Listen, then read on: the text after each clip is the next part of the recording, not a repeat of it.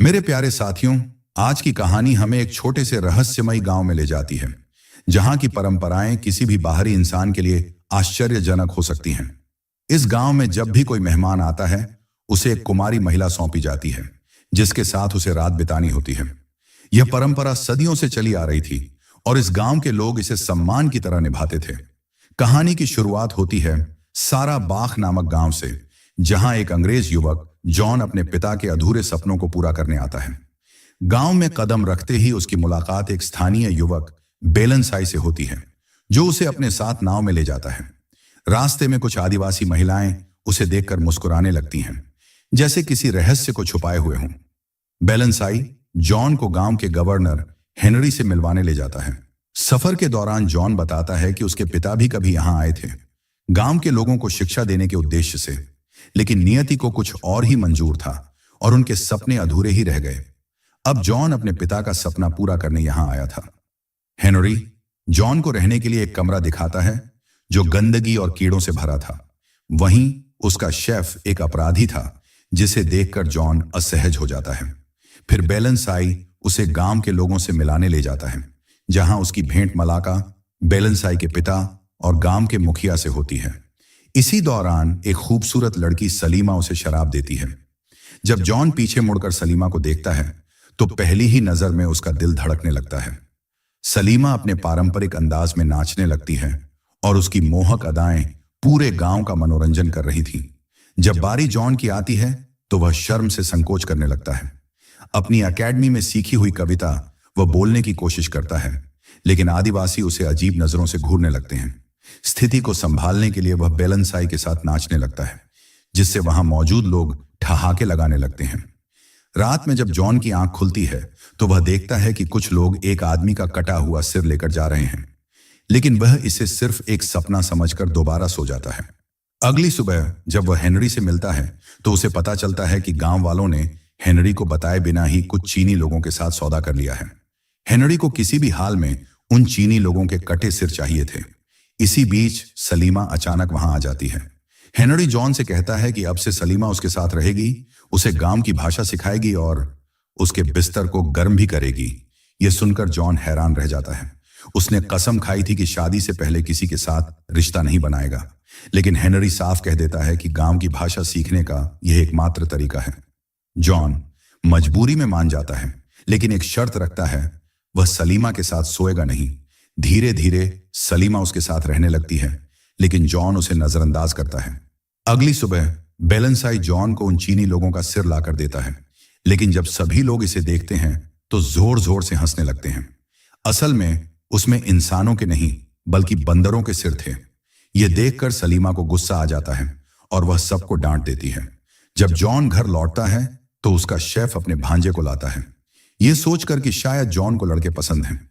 यह सुनते ही जॉन आगबूला हो जाता है और उसे वहां से चले जाने के लिए कहता है। गुस्से में वह सलीमा पर भी नाराज हो जाता है, जिससे दुखी होकर वह अपना सामान लेकर चली जाती है। अगली सुबह जब जॉन घर से बाहर निकलता है, तो देखता है कि सलीमा वहीं बैठी हुई थी। उसे गांव वापस जाने का डर था। अगर वह वापस गई, तो सब यही समझेंगे कि जॉन ने उसके साथ सोने से इनकार कर दिया, क्योंकि वह सुंदर नहीं थी। यह बात सुनकर जॉन को सलीमा पर तरस आ जाता है और वह उसे वापस घर में रहने की इजाजत दे देता है। वहीं दूसरी ओर हेनरी की पत्नी एगी गांव के बच्चों को पैसे देकर झाड़ियां कटवा रही थी। जब जॉन वहां पहुंचता है, तो एगी उसे सलाह देती है कि अगर उसने सलीमा के साथ संबंध नहीं बनाए, तो हेनरी को शक हो जाएगा कि उसमें कोई कमी है।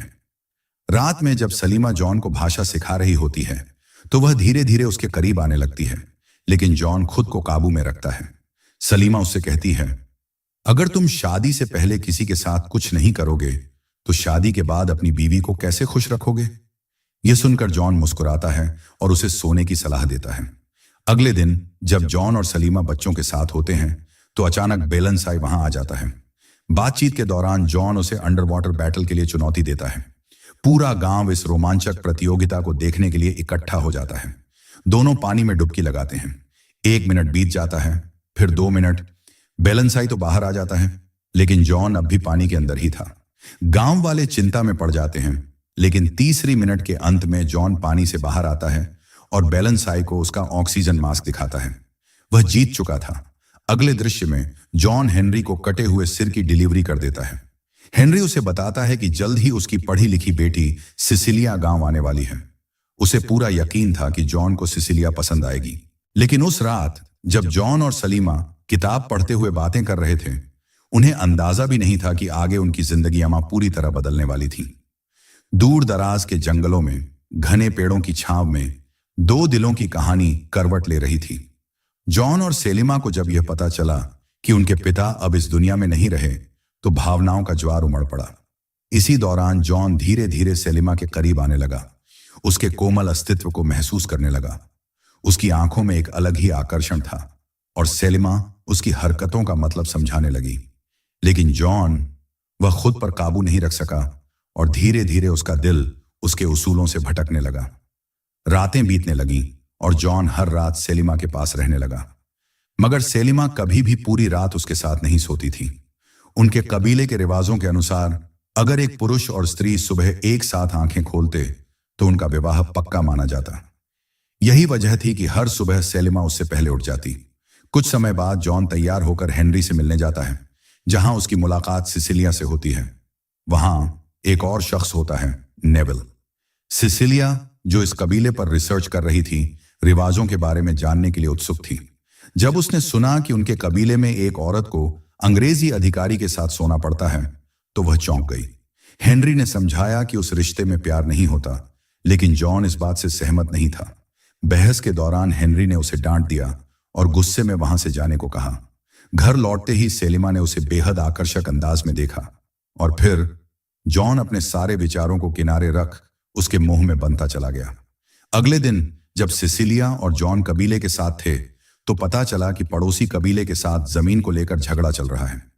जॉन ने सुझाया कि रस्सी खींचने की प्रतियोगिता से इसका हल निकाला जाए और आखिरकार बेलनसाई का कबीला जीत गया।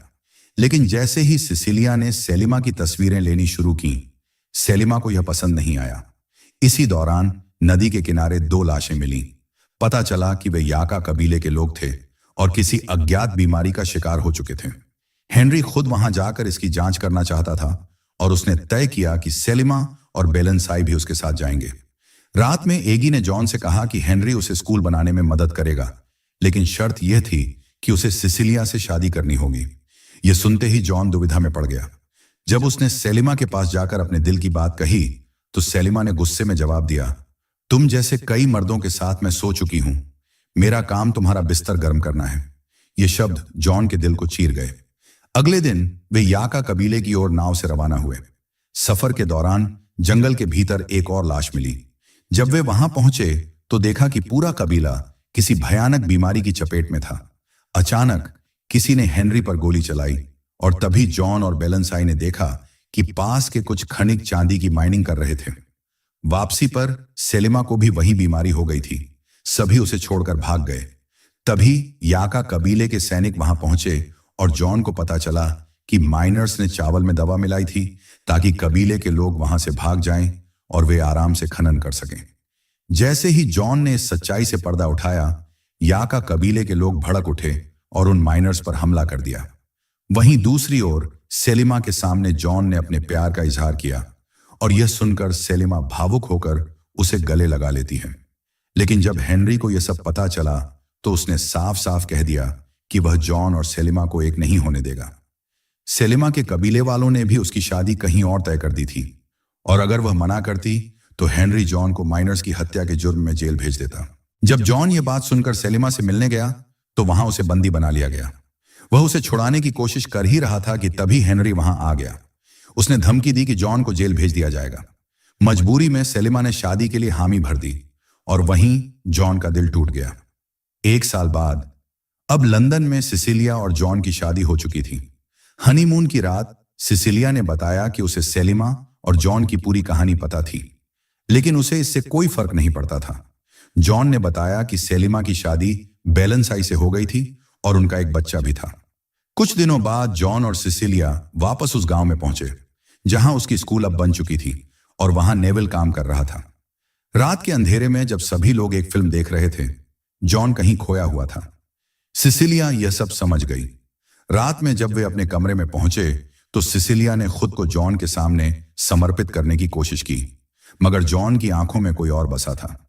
सिसिलिया यह समझ चुकी थी वह लाख कोशिश करे, लेकिन जॉन का दिल अब भी सेलिमा के नाम धड़कता था। अगले दिन जॉन नदी के पास खड़ा था जब उसने सेलिमा और बेलनसाई को उनके बच्चे के साथ देखा, लेकिन तभी उसका शेफ धीरे से कानों में एक ऐसा सच फुसफुसाया जिसने उसकी दुनिया हिला दी। यह बच्चा बेलनसाई का नहीं बल्कि तुम्हारा है। यह सुनते ही जॉन की धड़कनें तेज हो गईं। उसने उसी रात सेलिमा से मिलने की इच्छा जताई और जब अंधेरा घिरा तो वह चुपचाप उसके पास आ गई। उसकी आंखों में सवाल था और जॉन की आंखों में सच्चाई देखने की ललक। अगर किसी ने हमें साथ देख लिया तो हमें मार डालेंगे, सेलिमा ने डरी हुई आवाज में कहा, लेकिन जॉन की नजरें सिर्फ उस नन्हे मासूम पर थीं जो हूबहू उसी की तरह दिखता था। अगले दिन जॉन अपने बेटे के लिए एक खिलौना बना रहा था, तभी ई वहां आई और चेतावनी भरी आवाज में बोली, तुम्हारे और सेमा के बीच कुछ नहीं हो सकता। लेकिन जॉन पर कोई असर नहीं हुआ। वह बस अपने बेटे के साथ खेलने में मग्न रहा। रात के अंधेरे में बेलनसाई ने जॉन की हत्या की योजना बनाई, लेकिन जब वह वार करने ही वाला था तभी सेमा सामने आ गई और जॉन की जान बचा ली। दूसरी ओर हेनरी आग बूला था। अब मुझे बेलनसाई को मारना होगा, वह गुस्से से चिल्लाया। लेकिन तभी जॉन को एक और हैरान कर देने वाला सच पता चला। सेलिमा हेनरी की दूसरी बेटी थी। अगले दिन जॉन ने सबके सामने बेलनसाई के गुनाहों को उजागर किया। दबाव के आगे बेलनसाई ने अपना अपराध कबूल भी कर लिया, लेकिन जॉन ने उसे कोई सजा नहीं दी। इस पर हेनरी ने उसे आखिरी चेतावनी दी, यह तुम्हारी सबसे बड़ी भूल साबित होगी। रात में जब सेलिमा ने बेलनसाई की जान की भीख मांगी, तभी सिसिलिया ने उन्हें देख लिया और अगली सुबह बेलनसाई की फांसी का दिन आ गया। मजबूरी में जॉन को उसे सजा देनी पड़ी, लेकिन जब रात का अंधेरा फैला तो उसने चोरी छुपे उसे आजाद कर दिया। कल हम यहां से भाग जाएंगे। सेलिमा की आंखों में आंसू थे, लेकिन उसने हामी भर दी। सुबह होते ही हेनरी ने जॉन पर गुस्सा निकाला। उसे यकीन था कि उसी ने बेलनसाई को भागने में मदद की थी। वहीं दूसरी तरफ नेविल चाहता था कि सेलिमा उसके साथ रहे, और मजबूरी में सेलिमा को उसकी बात माननी पड़ी। तभी सिसिलिया ने जॉन को बुलाया और धीरे से कहा, मैं प्रेग्नेंट हूं। यह सुनते ही जॉन जैसे पत्थर का हो गया। रात में जब नेविल सेलिमा को परेशान कर रहा था, दूसरी तरफ हेनरी अपनी जीत का जश्न मना रहा था। लेकिन जॉन के पास ज्यादा वक्त नहीं था। वह सिसिलिया के लिए एक चिट्ठी छोड़कर जाने वाला ही था कि सिसिलिया ने उसे देख लिया। मैं जानती हूं तुमने मुझसे कभी प्यार नहीं किया। इतना कहकर उसने जॉन को गले लगाया और उसे जाने दिया। उधर शेफ ने नेविल को बेहोश कर दिया और सेलिमा को लेकर डॉक तक पहुंच गया, लेकिन वहां जॉन कहीं नहीं था।